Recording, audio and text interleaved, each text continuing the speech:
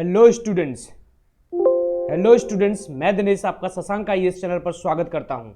और मैं डेली की तरह आपके लिए एक बेहतरीन टॉपिक लेकर आया हूं इंडियन पॉलिटी एंड कॉन्स्टिट्यूशन का, यानी भारतीय राज्य व्यवस्था एवं संविधान। तो हम संविधान के साथ साथ भारत की राज्य व्यवस्था यानी उसका व्यवहारिक रूप, उसका अप्लाइड फॉर्म भी पढ़ा रहे हैं। तो बहुत ही इंपॉर्टेंट है, जल्दी जल्दी आ जाइए, लाइव आ जाइए, शेयर सब्सक्राइब कर दीजिए जल्दी जल्दी। तो कल हम इमरजेंसी के बारे में पढ़ा रहे थे और भारत के राष्ट्रपति की शक्तियों को डिटेल में जान रहे थे। हमने राष्ट्रपति की विधायी शक्तियां पढ़ी, राष्ट्रपति की प्रशासनिक शक्तियां पढ़ी, राष्ट्रपति की वित्त शक्तियां पढ़ी और राष्ट्रपति की न्यायिक शक्तियां पढ़ी। अब हम भारत के राष्ट्रपति की आपातकालीन शक्तियां पढ़ रहे थे, इमरजेंसी पावर ऑफ प्रेसिडेंट, कि राष्ट्रपति भारत में आपातकाल की घोषणा कर सकता है। President can declare emergency in India. तो राष्ट्रपति भारत में आपातकाल की घोषणा कर सकता है, जिसमें मैंने बताया था भारत के संविधान के भाग 18 में अनुच्छेद 352 से 360 में आपातकाल के प्रावधान दिए हुए हैं। आपातकाल हमने भारत सरकार अधिनियम 1935 से लिया है, लेकिन आपातकाल के दौरान मौलिक अधिकार समाप्त हो जाते हैं, ये हमने जर्मनी से लिया है। लेकिन हमारे संविधान में अनुच्छेद 20 और 21 कभी समाप्त नहीं होते हैं। तो बहुत ही इंपॉर्टेंट है। आइए बात करते हैं आपातकाल प्रावधानों की। तो सबसे पहले हमने राष्ट्रीय आपातकाल के बारे में बात की थी, नेशनल इमरजेंसी के बारे में, कि राष्ट्रीय आपातकाल कैसे लगता है, कब कब लगा है। तो शुरुआत करते हैं राष्ट्रीय आपातकाल से। तो उससे पहले मैं आपको बता दूं, अगर किसी भी बच्चे को मेरा पूरा डिटेल बैच चाहिए तो आज ही वो शशांक आईएएस एप्लीकेशन डाउनलोड करे, शशांक आईएएस एप्लीकेशन डाउनलोड करे। और शशांक आईएएस एप्लीकेशन पर केवल 799 रुपए में इंडियन पॉलिटी का बैच है। इतना सस्ता कहीं नहीं होगा। वो UPSC prelims, mains, state PSC और किसी भी स्टेट एग्जाम, सेंटर एग्जाम के लिए है। आप कोई भी एग्जाम दोगे तो आपको बहुत फायदा होगा। तो हम कल राष्ट्रीय आपातकाल पढ़ा चुके थे। और राष्ट्रीय आपातकाल क्यों लगता है, तो राष्ट्रीय आपातकाल लगने के दो ही कारण हैं। पहला कारण है राष्ट्रीय आपातकाल लगने के 3 कारण हैं। पहला कारण है बाहरी आक्रमण, दूसरा युद्ध और तीसरा सशस्त्र विद्रोह। भारत में राष्ट्रीय आपातकाल 3 बार लगा है, 1962, 1962, 1971, 1971 और 1975, 1975। 1962, 1971, 1975 एक बार जवाहरलाल नेहरू थे, जब चाइना ने भारत के ऊपर बाहरी आक्रमण किया। 1971 में पाकिस्तान ने भारत के ऊपर आक्रमण किया, तो वो पाकिस्तान से युद्ध हुआ था, बाहरी आक्रमण। 1975 में जयप्रकाश नारायण ने देश के इतना जबरदस्त आंदोलन किया देश में, जिसकी वजह से आंतरिक अशांति का हवाला देते हुए आपातकाल लगाया गया था। तो याद रखिएगा, 2 बार बाहरी आक्रमण के कारण आपातकाल लगा है और 1 बार आंतरिक अशांति, इंटरनल डिस्टर्बेंस के कारण लगा है। सशस्त्र विद्रोह के कारण आज तक नहीं लगा है। और मैंने आपको बताया था आंतरिक अशांति की जगह पर ही 44वें संविधान संशोधन 1978 द्वारा आपातकाल लगाया गया था। मैं आपके लिए तीनों पिक्चर भी लेकर आया हूं, देखिए। ये 1962 के युद्ध के दौरान है, बाहरी आक्रमण की वजह से आपातकाल लगा था। ये 1971 का युद्ध है, जिसको जीतने के बाद जनरल म्याजी साइन कर रहे हैं, सरेंडर कर रहे हैं 93,000 सोल्जर्स के साथ। और ये 1975 का आपातकाल है, जब जयप्रकाश नारायण ने लोकनायक बनकर लाखों लोगों को संबोधित करते हुए पूरे देश के सामने आपातकाल लगाया। आइए अब हम बात करते हैं सबसे पहले राष्ट्रीय आपातकाल की प्रक्रिया की। यहां तक हम पहुंच चुके थे। अब राष्ट्रीय आपातकाल कैसे लगाया जाता है वो पढ़ना है। संविधान में इसके क्या उपबंध हैं, कॉन्स्टिट्यूशन में इसके क्या प्रोविजंस हैं, और क्वेश्चन यहीं से आता है। याद रखना, क्वेश्चन यहीं से आता है, बहुत इंपॉर्टेंट है, यूपीएससी में भी पूछा जा चुका है, प्रीलिम्स में। तो राष्ट्रीय आपातकाल की प्रक्रिया, सबसे पहले राष्ट्रीय आपातकाल क्यों लगता है? अगर कोई देश हमारे देश के ऊपर आक्रमण कर दे, बाहरी आक्रमण, दूसरा ये युद्ध हो जाए बहुत जबरदस्त, तीसरा हमारे ही देश के लोग देश के खिलाफ सशस्त्र विद्रोह कर दें, शस्त्र उठा लें, और ज्यादा हो जाए, स्थिति ज्यादा गंभीर हो जाए, उस केस में राष्ट्रपति राष्ट्रीय आपातकाल की घोषणा करता है, प्रेसिडेंट डिक्लेयर करता है तीनों तरह के आपातकाल। लेकिन यहां राष्ट्रीय आपातकाल की बात हो रही है। अब राष्ट्रपति ने आपातकाल घोषणा कर दी, लेकिन वो करेगा कैसे? संवैधानिक प्रावधान क्या है? क्या राष्ट्रपति ने आपातकाल लगा दिया तो लगा चला गया? ऐसा नहीं है। सबसे पहले मंत्रिपरिषद की लिखित सिफारिश पर। पहले क्या होता था, प्रधानमंत्री ने मुंह से फोन किया और राष्ट्रपति ने आपातकाल लगा दिया। लेकिन 44वें संविधान संशोधन 1978 द्वारा यह व्यवस्था बदल दी गई कि मंत्रिपरिषद को भी पता होना चाहिए, और प्रधानमंत्री तो मंत्रिपरिषद का ही भाग होता है, पूरे मंत्रियों को पता होना चाहिए, सब लिख कर देंगे तो ही राष्ट्रपति आपातकाल की घोषणा करेगा।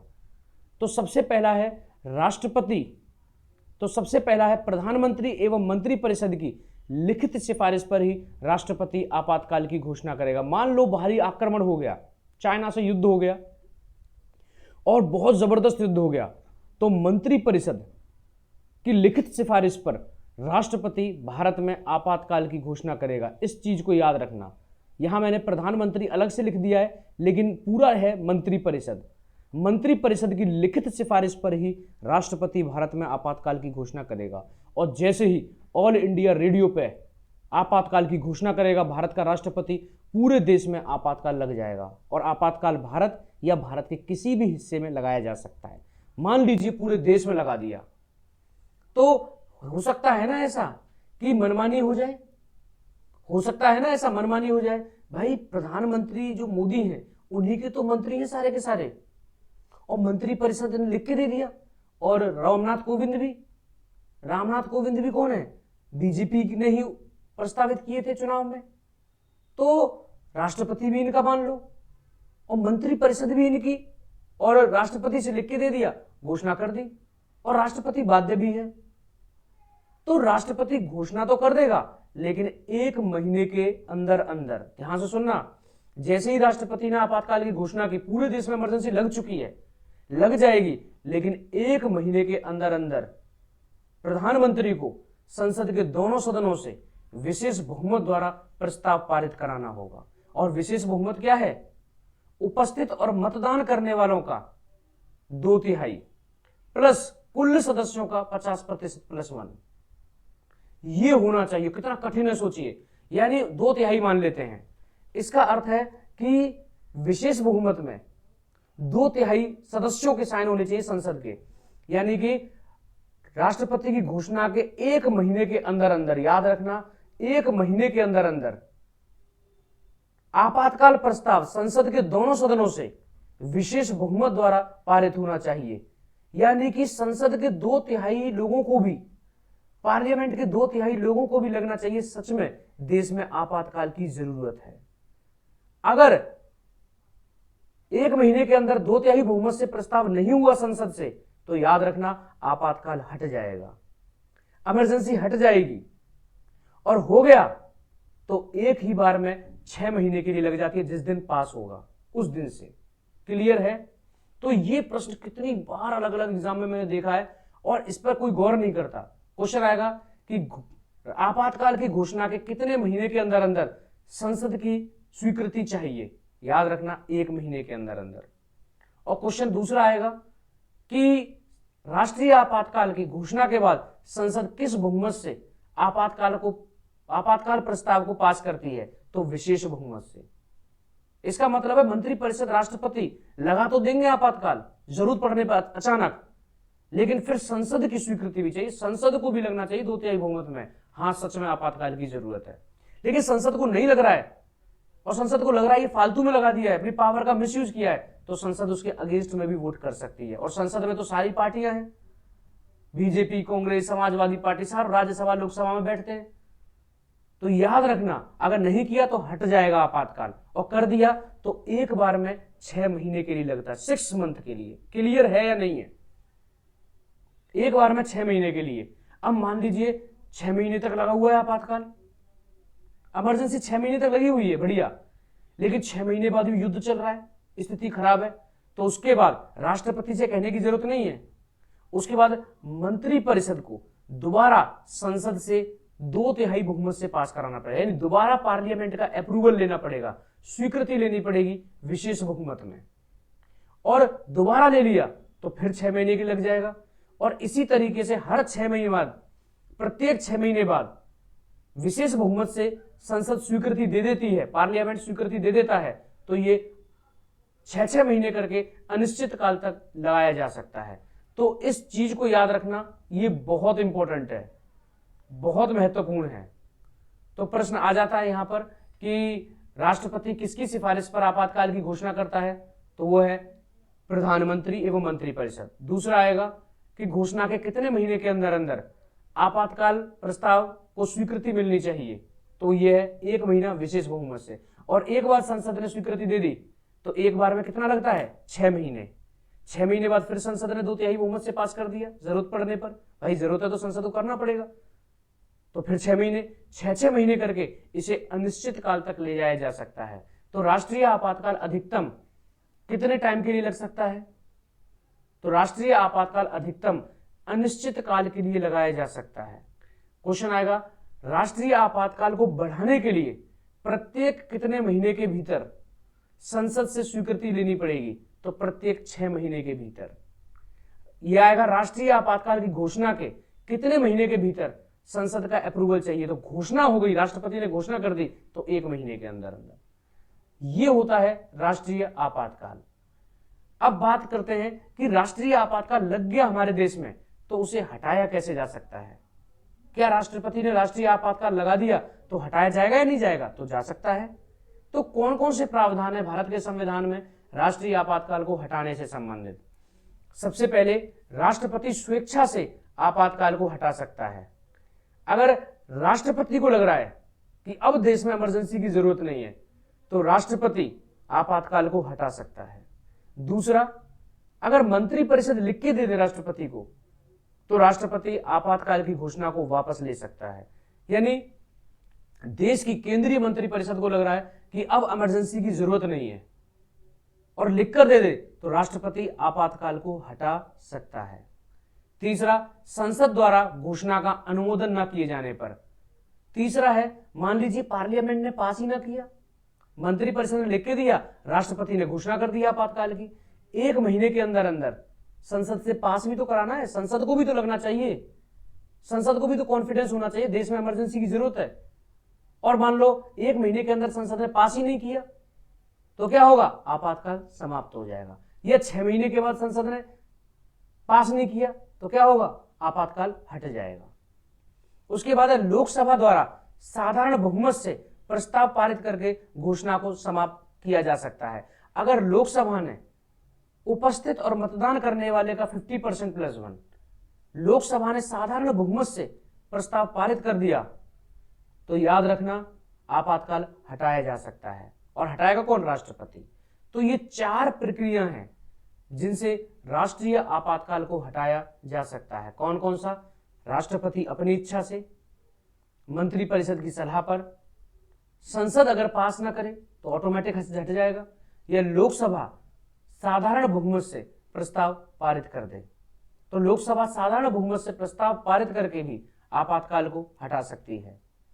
अब बात करते हैं कि अगर आपातकाल लग गया मान लीजिए हमारे देश में, तो हमारे देश में प्रभाव क्या पड़ेगा, इफेक्ट क्या पड़ेगा। तो अब बात करते हैं इफेक्ट ऑफ नेशनल इमरजेंसी, राष्ट्रीय आपातकाल के प्रभाव। सबसे पहला प्रभाव है भारत का संघीय ढांचा एकात्मक ढांचे में परिवर्तित हो जाएगा। जैसे ही राष्ट्रपति आपातकाल की घोषणा करेगा, जैसे ही इमरजेंसी लगाई, भारत का फेडरल स्ट्रक्चर, संघीय ढांचा एकात्मक ढांचे में परिवर्तित हो जाएगा। इसका अर्थ है, आपको पता होगा फेडरल माने क्या होता है, संघीय माने क्या होता है, शक्तियों का बंटवारा। और हमारे देश में शक्तियां केंद्र और राज्य में बटी हुई हैं, जिसमें हमने 7वीं अनुसूची पढ़ाया था। 7वीं अनुसूची में बताया था सूची के आधार पर शक्तियों का बंटवारा, जिसमें हमने 3 तरह की लिस्ट पढ़ाई थी। पहली पढ़ाई थी यूनियन लिस्ट, संघ सूची, दूसरी पढ़ाई थी स्टेट लिस्ट, राज्य सूची, और तीसरी पढ़ाई थी कंकरेंट लिस्ट, समवर्ती सूची। यूनियन लिस्ट में वो विषय हैं जिन पर केंद्र सरकार संसद कानून बना सकती है।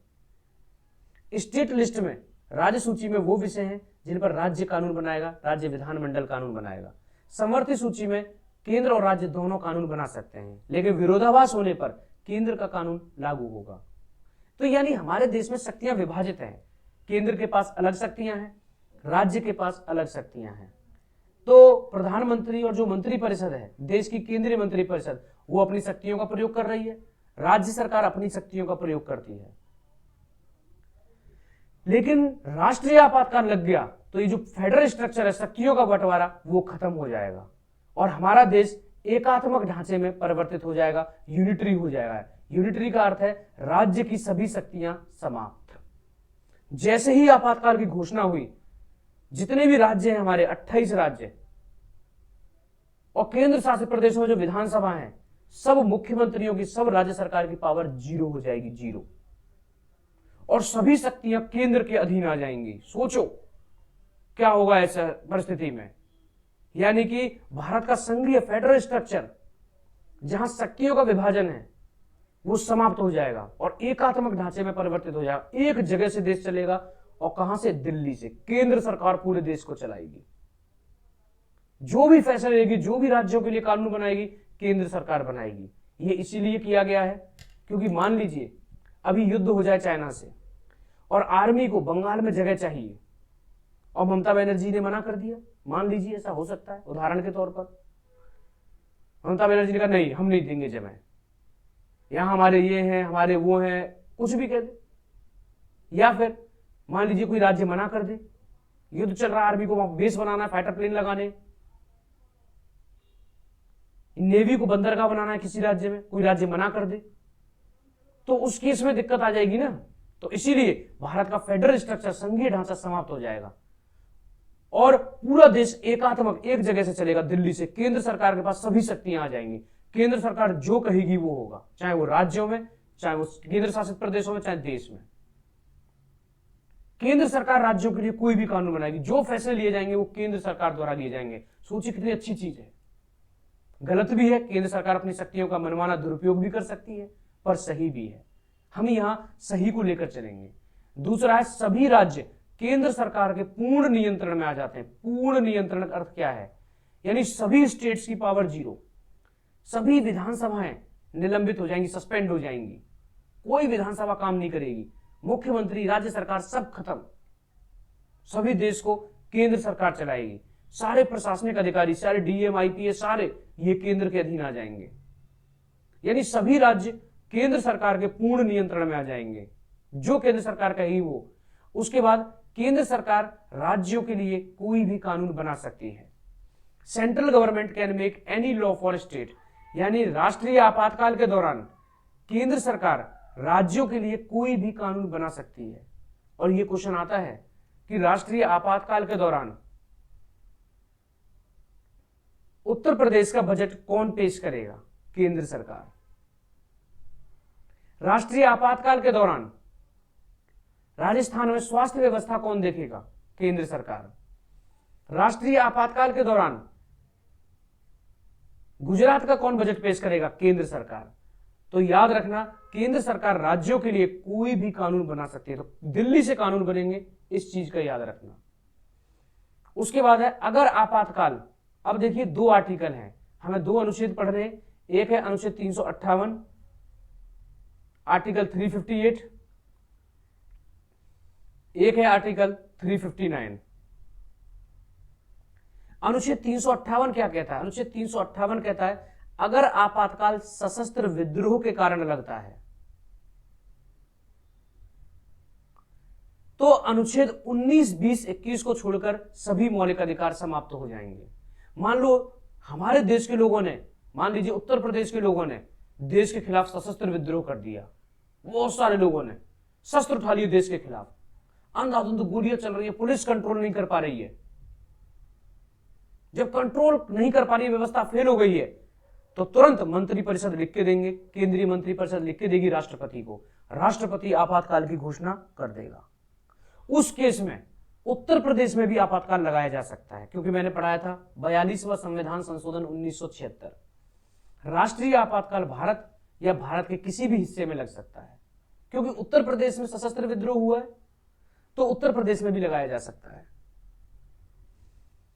अब मान लीजिए उत्तर प्रदेश में आपातकाल लग गया तो सारे मौलिक अधिकार समाप्त हो जाएंगे उत्तर प्रदेश के नागरिकों को। पूरे देश में लग गया तो पूरे देश के नागरिकों को सारे मौलिक अधिकार खत्म हो जाएंगे, जो हमने पढ़ाए थे अनुच्छेद 12 से 36। लेकिन अनुच्छेद 19, अनुच्छेद 20 और अनुच्छेद 21 को छोड़कर 19, 20, 21 समाप्त नहीं होंगे। 19 में क्या है? हमारी बोलने का अधिकार बचा रहेगा, मीडिया उस वक्त छाप सकती है कि यहाँ पर ये हो रहा है, यहाँ ये हो रहा है, मीडिया छाप सकती है। हमें घूमने फिरने का, आने जाने की आज़ादी होगी, हमारा व्यापार नहीं छीना जाएगा, हमारे घर में निवास स्थान की स्वतंत्रता होगी, हम संघ बना सकते हैं, ऑर्गेनाइजेशन बना सकते हैं, वो हमारे खराब नहीं किए जाएंगे। अनुच्छेद 20 में क्या है? दोष सिद्धि में संरक्षण। अगर आपके ऊपर कोई क्राइम है तो उसमें संरक्षण मिलेगा। ये नहीं है पुलिस ने सीधा उठाया, अरेस्ट कर दिया, जेल में डाल दिया, न्यायपालिका, ये सारी चीजें मिलेंगी। अनुच्छेद 21 जीने की स्वतंत्रता और गरिमापूर्ण जीने की स्वतंत्रता आपकी बनी रहेगी। ये नहीं है कि अरेस्ट किया, आपातकाल लगाकर मरवा दिया, बिना न्यायपालिका में लिए जाए। तो याद रखना, अनुच्छेद 19, 20, 21 को छोड़कर सभी मौलिक अधिकार समाप्त हो जाते हैं। लेकिन अगर आपातकाल, नेक्स्ट पॉइंट देखिए, आर्टिकल 359, 359 क्या कह रहा है? 359 कह रहा है अगर आपातकाल बाहरी आक्रमण के कारण लगता है, मान लीजिए चाइना ने आक्रमण कर दिया, तो अनुच्छेद 20, 21 को छोड़कर सभी मौलिक अधिकार समाप्त हो जाएंगे। यानी अनुच्छेद 20 और 21 कभी भी समाप्त नहीं होता है। आर्टिकल 20 और 21 कभी समाप्त नहीं होता है, और ये 42वें संविधान संशोधन 1976 द्वारा व्यवस्था की गई थी। अनुच्छेद 20, 21 को छोड़कर सभी मौलिक अधिकार, मान लो युद्ध हो गया, बाहरी आक्रमण हो गया, तो अनुच्छेद 20, 21 को छोड़कर सभी मौलिक अधिकार समाप्त। इसमें 19 भी समाप्त हो जाएगा। अब चाइना से युद्ध चल रहा है, केंद्र के पास सारे राज्य हैं, केंद्र सरकार राज्यों को चला रही है, पूरे देश को चला रही है, पूरा देश का जो ढांचा है वो एकात्मक ढांचे में परिवर्तित हो चुका है। जब ऐसा हो जाएगा तो उस केस में अनुच्छेद 19 समाप्त हो जाएगा। और 19 में क्या है? बोलने और अभिव्यक्ति, यानी कि हम कुछ भी, ऐसा नहीं है कि कुछ भी बोल देंगे, फेसबुक पे कुछ भी लिख दिया सरकार के खिलाफ, व्हाट्सएप, इंस्टाग्राम, किसी भी सोशल साइट पर हम कुछ नहीं लिख सकते। हमारी जो अभिव्यक्ति की स्वतंत्रता है वो खत्म। उसके बाद मीडिया अपनी मर्जी से कुछ नहीं छाप सकती, जो केंद्र सरकार कहेगी वो छापना पड़ेगा। अभी तो आजादी है ना, कुछ भी छाप देते हैं, लेकिन तब नहीं है। अगर बाहरी आक्रमण के कारण आपातकाल लग गया तो अनुच्छेद 19 समाप्त हो जाएगा। मीडिया कुछ नहीं छाप सकती, अखबार कुछ नहीं छाप सकती, जो केंद्र सरकार कहेगी वो छापा जाएगा। हम कोई ग्रुप नहीं बना सकते, 10 लोग एक जगह इकट्ठे नहीं हो सकते। यार गोली चल रही है, युद्ध चल रहा है, तो उस केस में केंद्र सरकार आपको एक जगह इकट्ठे नहीं होने देगी। संघ, सारे ऑर्गेनाइजेशन खत्म कर सकती है सरकार, संघ बनाना सब खत्म, आना जाने पर रोक लगा सकती है सरकार, व्यापार पर रोक लगा सकती है, आपके निवास स्थान का प्रयोग भी कर सकती है। यानी आपका मान लो बंगला है ऐसी जगह, और आर्मी को उस वक्त हथियार लगाने हैं वहां पर, आपके घर की जगह पर, वहां से एकदम बढ़िया पैराबोलिक मोशन बन रहा है मिसाइल का, तो आर्मी अपने घर को भी यूज कर सकती है। लेकिन आपातकाल हट जाएगा तो घर आपको मिल जाएगा तरीके से, और उसके बाद केंद्र के सारे कानून भी समाप्त हो सकते हैं। राज्य चाहे तो लागू करे, राज्य चाहे तो नहीं। यानी आपातकाल लगा हुआ है तब तक ही सारी व्यवस्थाएं ये, जैसे इमरजेंसी हटी केंद्र की पावर खत्म, राज्य दोबारा पावर में आ जाएगा, और राज्य जब दोबारा पावर में आ जाएगा तो कानून को समाप्त भी कर सकता है। तो सोचिए, सभी मौलिक अधिकार, क्वेश्चन ये आता है कि निम्न में से कौन कौन से मौलिक अधिकार कभी भी समाप्त नहीं होते, यह राष्ट्रीय आपातकाल के दौरान समाप्त नहीं होते? तो अनुच्छेद 20, 21।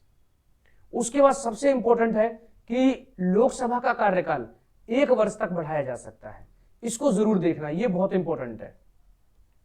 लोकसभा का कार्यकाल अधिकतम 1 वर्ष तक बढ़ाया जा सकता है। आपको पता होगा लोकसभा का कार्यकाल 5 वर्ष होता है, हर 5 साल बाद चुनाव होते हैं अधिकतम। जैसे अभी 2014 से 2019 का लोकसभा चुनाव हुआ था, अब 2019 में लोकसभा चुनाव हुआ था, तो लोकसभा भंग कब होगी? 2024 में, हालांकि पहले भी हो सकती है ना। तो लोकसभा का कार्यकाल 1 वर्ष बढ़ाया जा सकता है, यानी 6 साल हो सकता है। लोकसभा भंग नहीं होगी, सरकार वहीं बनी रहेगी, सारे सांसद वहीं बनी रहेंगे, दोबारा चुनाव नहीं होगा, सारे सांसद सारी पार्टियों के। तो इस चीज को याद रखना। क्लियर है या नहीं है? तो आइए देखते हैं।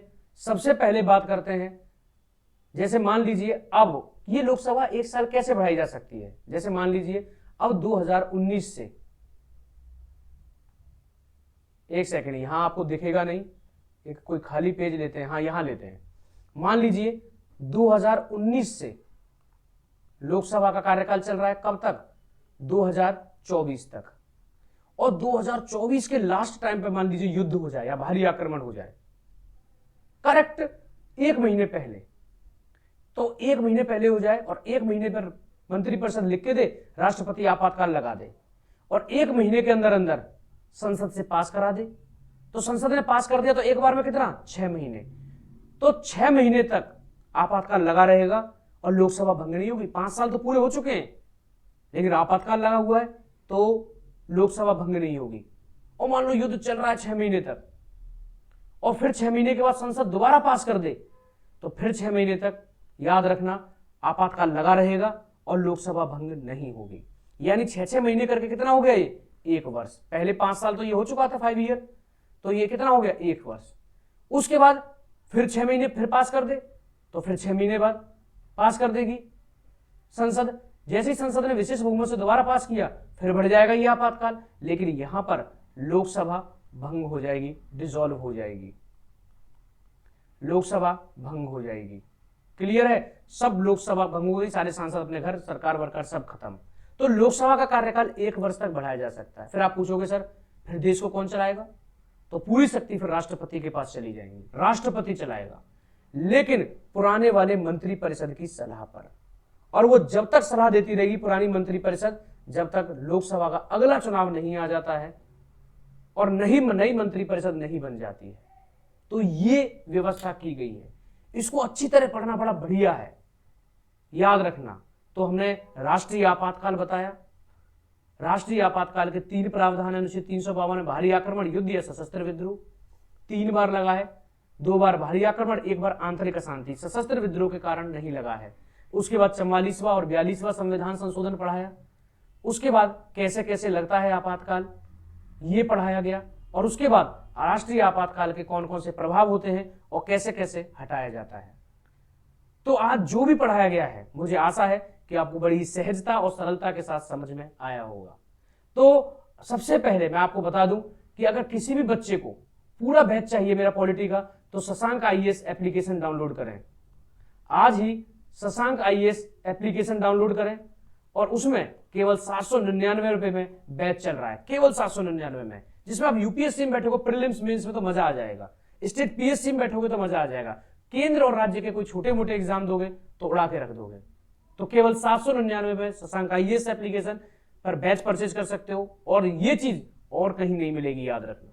किसी बड़े चैनल पर हंसाना वाला और स्टूडियो में खड़े होकर पढ़ा रहे, वो चीज और इस चीज में अंतर होगा, ये मैं कह रहा हूं। चलिए आज के लिए इतना ही। लाइक शेयर सब्सक्राइब करते रहिए। जय हिंद, जय भारत, अखंड भारत।